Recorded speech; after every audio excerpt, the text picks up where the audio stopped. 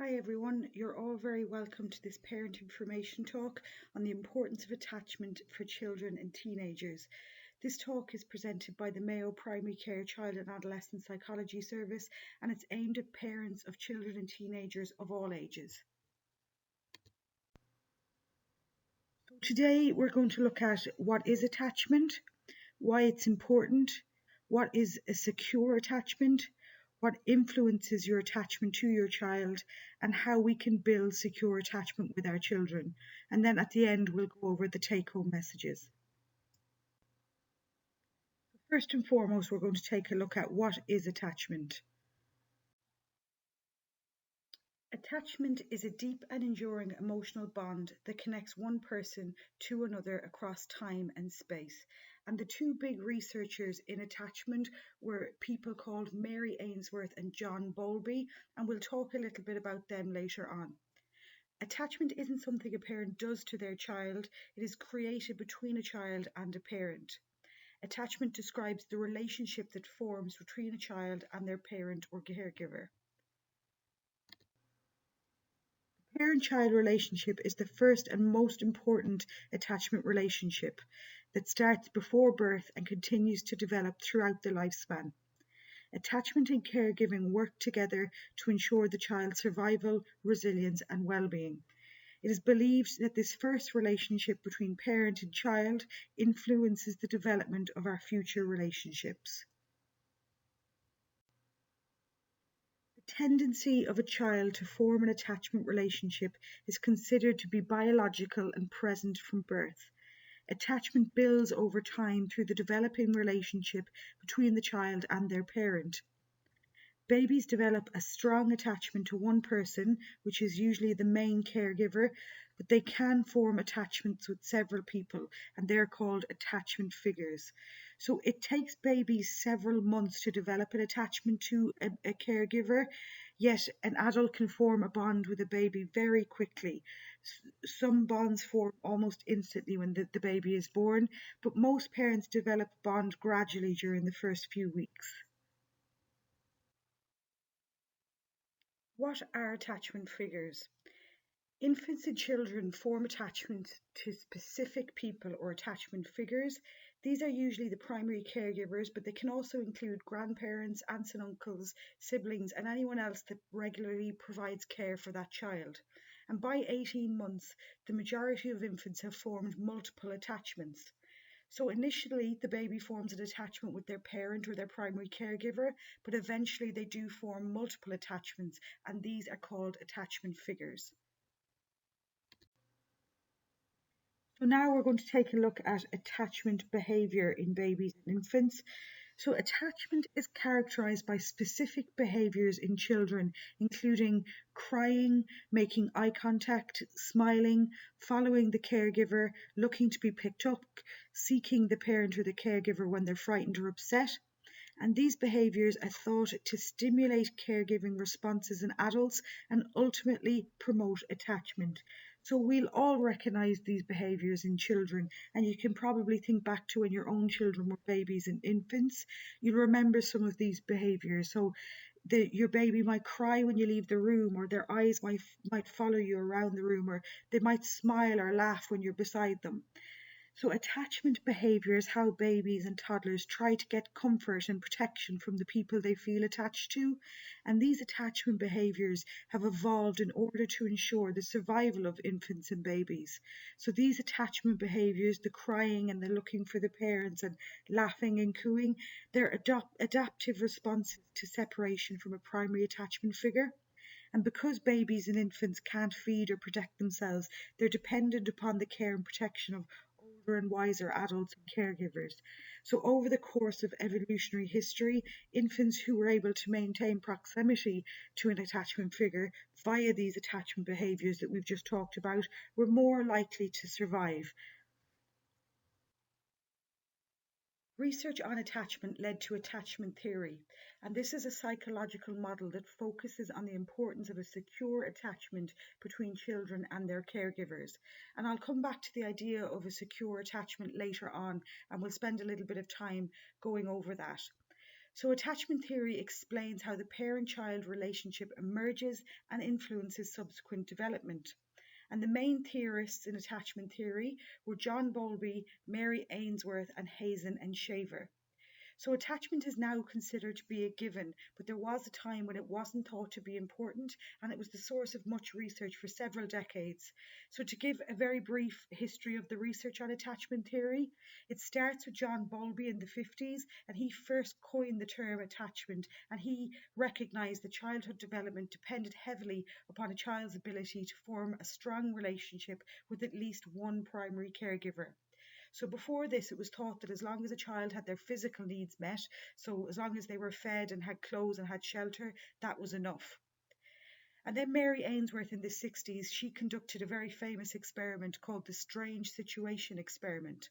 And in this experiment, children were separated from their caregivers and their responses were observed.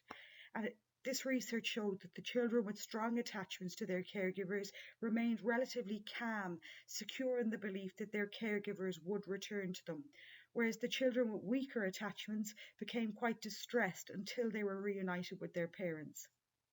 Then Hazen and Schaefer in the 1980s looked at the nature of the attachment between adult couples, and their research highlighted that uh, attachment was still very important in adult relationships later on. So there is plenty of research supporting the importance of attachment, and it shows that attachment is important throughout the lifespan. So why is attachment so important?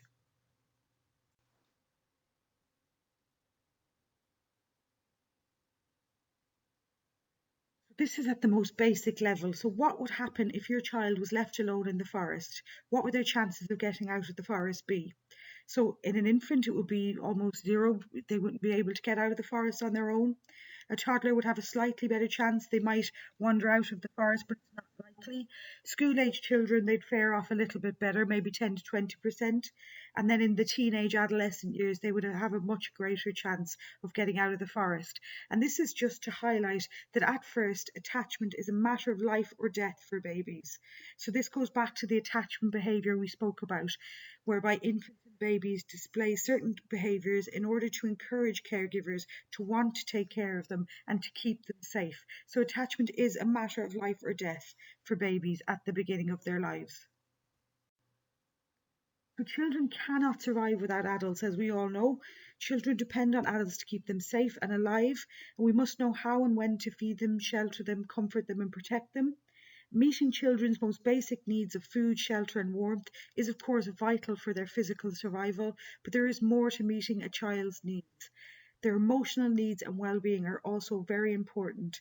These needs can be met through a strong and secure attachment relationship. So we all know that children depend on adults to meet their basic needs, but equally important for a child's development is that their emotional needs are met, and this is done by building a secure and a strong attachment. And later on in this talk, we're going to look at some strategies on how we can build that attachment with our children and our teens. So there are different styles of attachment, and attachment is considered to be either secure or insecure. And the aim is to develop secure attachments between parents and children. And the good news is that most people and children have a secure attachment. What is a secure attachment then? These are two nice quotes to sum up what is a secure attachment. So, the more a child feels attached to the mother, the more secure he is in his acceptance of himself and the rest of the world. The more love he gets, the more he is capable of giving. Attachment breeds self control, self esteem, empathy, and affection. Attachment is essential to the developing child as eating and breathing. So, that quote there is by Robert Shaw. That's the psychotherapist, not the actor from Jaws. And just underneath there, you'll see a second quote, which is more in layman's term, but it just describes attachment as secure attachment is knowing that someone has your back, and knowing someone has your back opens up a world of new possibilities. And again, just to reiterate that most adults and children do have secure attachments. So, what is a secure attachment? A secure attachment means that your child feels secure, understood, learns to trust, and knows they can count on you. And in secure attachments, the parents or the caregivers act as a secure base as well as a safe haven for children.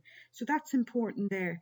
Parents act as a secure base and a safe haven, which gives their children the courage to explore and feel safe while doing so.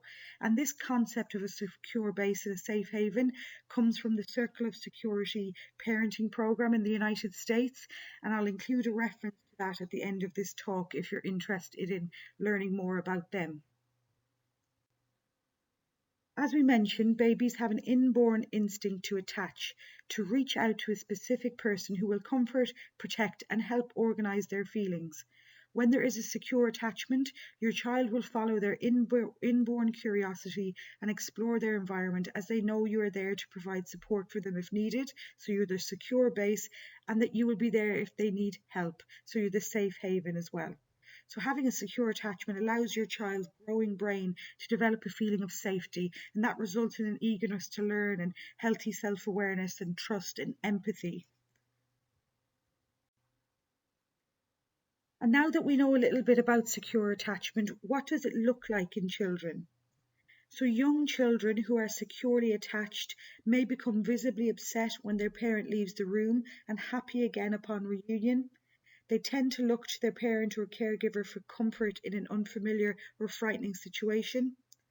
They tend to use their parent as a base from which to explore their environment, returning now and then for a confidence boost. They can delay gratification, and by that we just mean a child with secure attachment would be able to wait without becoming too anxious or upset. So they'll be secure that their toy will be returned to them, or that his turn will come in the game, or a promise will be honoured. It doesn't always mean that it'll be easy for them. Securely attached children are also responsive to discipline. So secure attachment facilitates trust, and your child's ability to receive firm direction and willingly allow you to guide him is a strong indicator that he trusts you to teach him how to behave. And securely attached children are confidently independent. So the beauty of a secure attachment is that it promotes feelings of safety and trust between you and your child. And at the same time, attachment supports the development of a confident, secure child ready to explore and adapt to new situations. So a securely attached child will be willing to investigate new surroundings like new neighborhoods or a school or different communities without much fear, because they're secure in the knowledge that they have a safe place waiting for them. Generally, children with a secure attachment enjoy more happiness with their parents. They feel less anger towards their parents. They trust the people they love. They have higher self-esteem. They get along better with their siblings and other children. They know how to be kind to those around them. They're better at solving problems, and they trust that good things will come their way. So the research into secure attachment has highlighted that generally children with a secure attachment experience these positive attributes. And we can see ourselves that being able to form positive relationships is critical to every aspect of our lives, whether it's at home, in school, or later on when we're building our careers. Securely attached children are more likely to be cooperative and self-regulative, less likely to develop emotional and behavioural problems, more socially empathetic and less biased in interpreting behaviour of others, and they have more self-awareness. And again, the research backs this up as well. And the research also suggests that having a secure attachment benefits children in school as well. So attachment does appear to influence students' school success. Securely attached children are more likely to be better problem solvers, more curious, have increased quality and duration of learning, and have higher academic achievement. So we can all see the benefits here of having a secure attachment. And as I mentioned, we will look at some strategies on how we can strengthen our attachments later on in this talk. Now that we know a little bit about secure attachment, it leads us to wonder about insecure attachment. So children with an insecure attachment feel less worthy of love from their parents and others, are less able to give and receive love and affection, have poorer peer interactions, lower self-esteem. They may show higher levels of aggression, so perhaps they may be bullies in school, and they may have problems controlling their anger. But it's important to note that if your children displays any of these characteristics, it does not mean that they have an insecure attachment. This is just a whistle stop tour to have a look at what insecure attachment may look like in children. What causes insecure attachment then? Insecure attachment happens when a child cannot rely on a parent or caregiver to meet their needs. If a parent or caregiver repeatedly responds to the child's needs and distress by becoming upset, ignoring, ridiculing, or by being unavailable and unpredictable, children will develop an insecure attachment.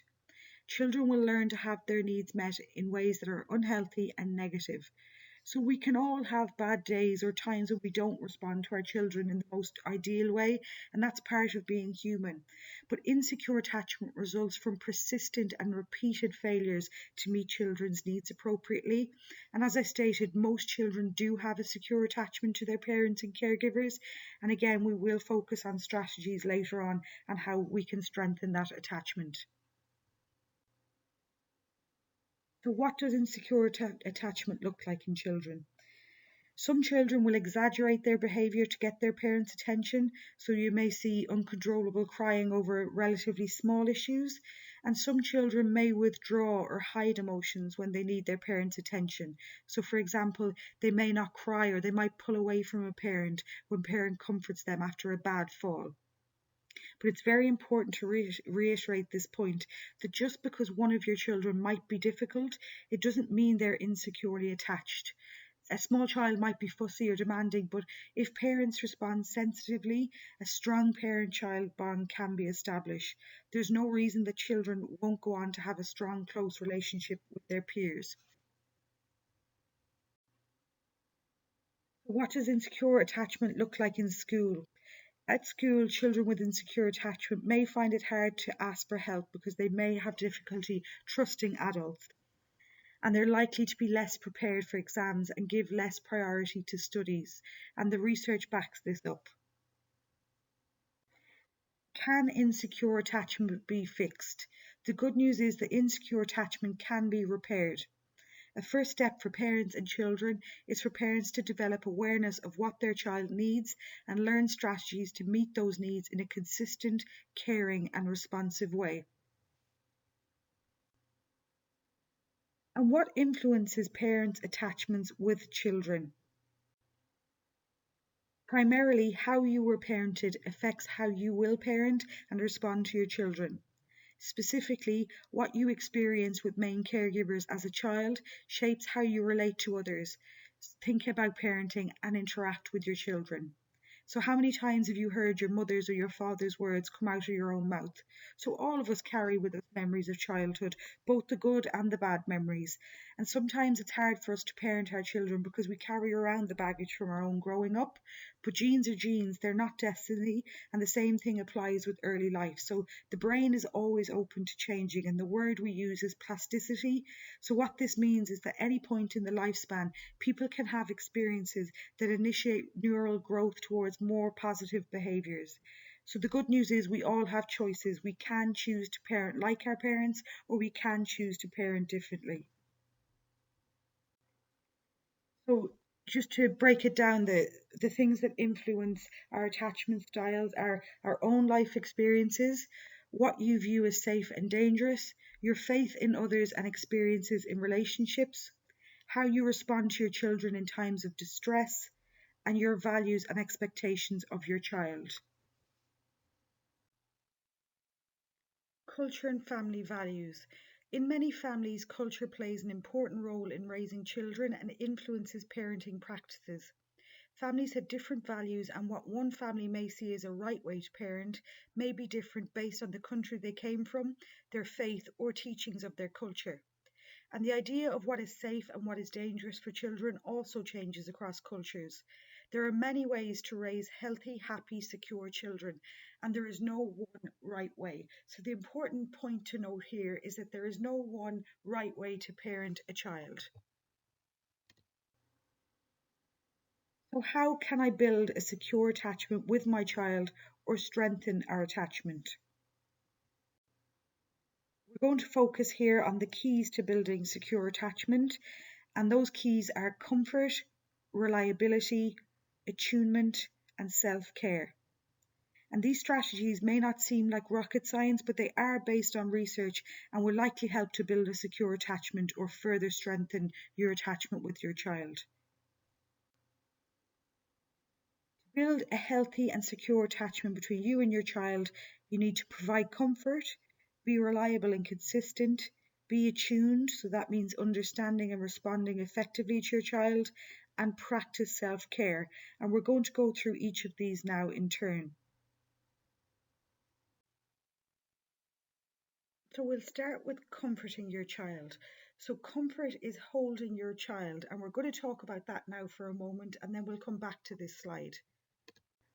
Less than 50 years ago, parents were told by doctors that rocking or picking up a crying infant could damage them.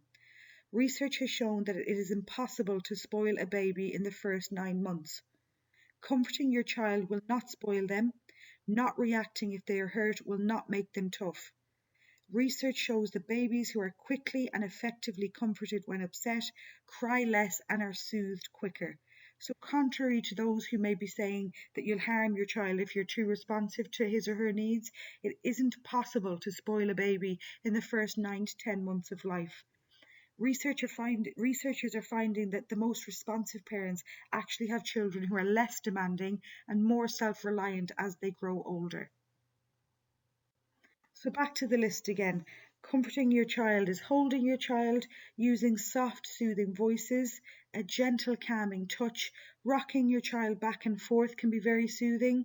Making eye contact with your child when you're comforting them, and showing understanding towards your child. And then on the other side of the coin, then, comfort is not hushing or laughing or mocking your child, or overreacting to your child, or panicking or ignoring your child when they're upset. So when comforting your child, give them the space to feel what they're feeling, even if it's intense. If they are being disrespectful, challenging, or angry, just let that wash over you. Don't try to reason with children when they're in the thick of high emotions. When a child is experiencing strong emotions, the rational part of their brain isn't working, and the same is true for adults. So it's best to let your child calm down before attempting to rationalize with them. So be mindful that children's brains are constantly developing and changing. Arguably, both toddlers and teenagers are steered by impulse and instinct and are being hit by deep, intense emotions. Reliability and consistency is the next key there. So be a vending machine and not a slot machine is a nice way to look at this, and we'll talk about that now. Reliability is when you do what you say, and consistency is when you respond the same way you have in the past. Reliability and consistency help your child trust you and know what to expect, and you don't need to be perfect. So when we say reliability and consistency, we mean about 80% of the time.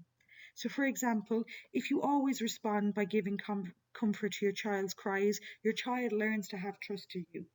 It's like a vending machine, because every time you put coins in, you can expect to get a drink or a treat or something from the vending machine. But if you sometimes respond to your child's cries, but other times you don't, your child does not know what to expect.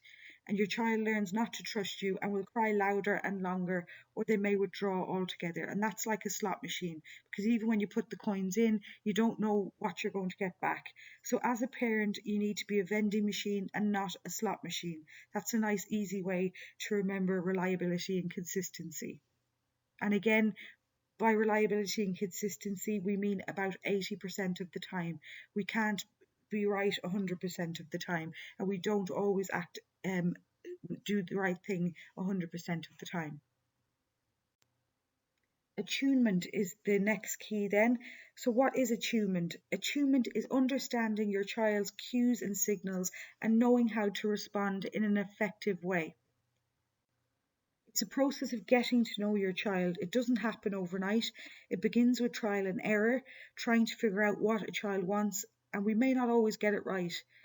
Attunement creates trust that you or the caregiver will meet their child's needs.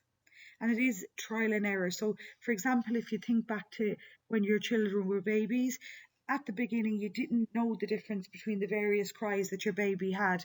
So You didn't know the difference between a tired cry or a hungry cry, but as the months went on, you tuned into those cries and you were able to tell the difference. So a certain cry meant that your baby was hungry, a different cry meant that they needed to go for a nap, and you became attuned to those cries. And you can do that with your child and your teen as they get older as well. It's the process of getting to know your child, but it does take time and it's not always easy. So how can we develop attunement? We can listen to our children, try to figure out what they're really saying and question what feelings they're experiencing. Be understanding of their point of view. Accept them unconditionally.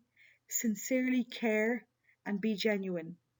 So help your child tune into their feelings, and this will teach them to tune into the feelings of others. So, for example, you can say things like, sounds like you're feeling angry, or if I hear you right, you're saying you feel upset with her. So, what you're saying is, let me see if I understand you.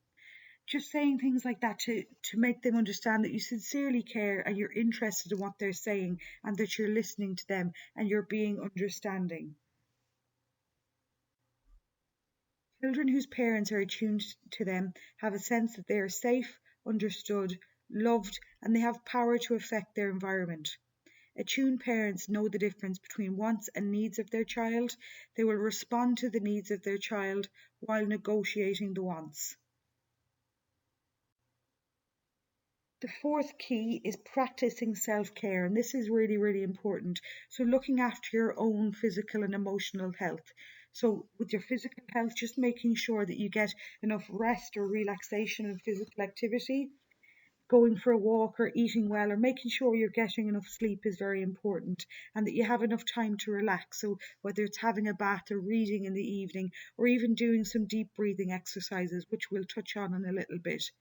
And again, for emotional support, know your limits and get support if you need it and be kind to yourself. So it's important to deal with your own feelings because if we feel upset or sad or angry, a lot of the time we can become scary to our children, and it's the last thing that any of us want. So children who are frightened by things that their parents say or do can't feel safe or count on their parents for protection. So it's important to get support if you need it, talk with friends and ask for help and know your own limits. As a parent, it is important to take care of your own physical and emotional health and well being. If you do not take care of yourself, it is unlikely that you can be there for your child and meet their needs. So, why does a flight attendant tell parents to put the air mask on themselves before their children in case of emergency? And that's to ensure the survival and the safety of our children. We must take care of ourselves first, so we're in the best position to protect and comfort our children. We're of no use to our children if we're not available to help them. So you can't pour from an empty glass. So practicing self care is really, really important. And when stress does get in the way, this is a little exercise that you can try. So if you take a deep breath in, hold it while you let your forehead and jaw relax, release your breath with a long exhale, and let your cheeks turn up into a little smile. And what do you notice there? In that 10-second exercise, you send powerful signals to your brain and body to relax. Taking regular relaxation breaks can help to reduce your own stress levels and have a positive impact on your ability to cope with stressful situations. So, if you take a moment to think about the last time you were really frustrated with your child, are your thoughts racing to the negative? You probably feel a bit of tension in your jaws or your shoulders, and your brain and your body can get stuck in the cycle of stress that makes power struggles and conflict more likely. So, you can press pause on that cycle by doing a little relaxation exercise like the one just mentioned. And there's some more tips here and some more strategies on building attachment in addition to the four keys that we just mentioned. So, another tip and strategy here is spending quality time with your child.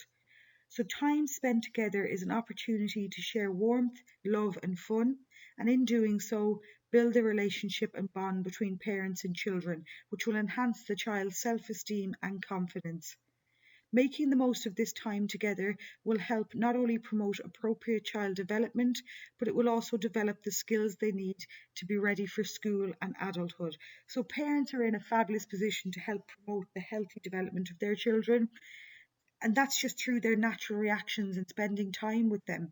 So spend real time with your children, and that's without electronics if you can. It'll help to establish reward circuits in the brain for empathy and connecting. So the research backs this up, that spending quality time with your child does strengthen the attachment. Socialize, so spend time with your child and other children. So, for example, you can do this through family or through swimming and after school activities. Parents can provide guidance and scaffolding about appropriate social behaviours, such as sharing toys and taking turns.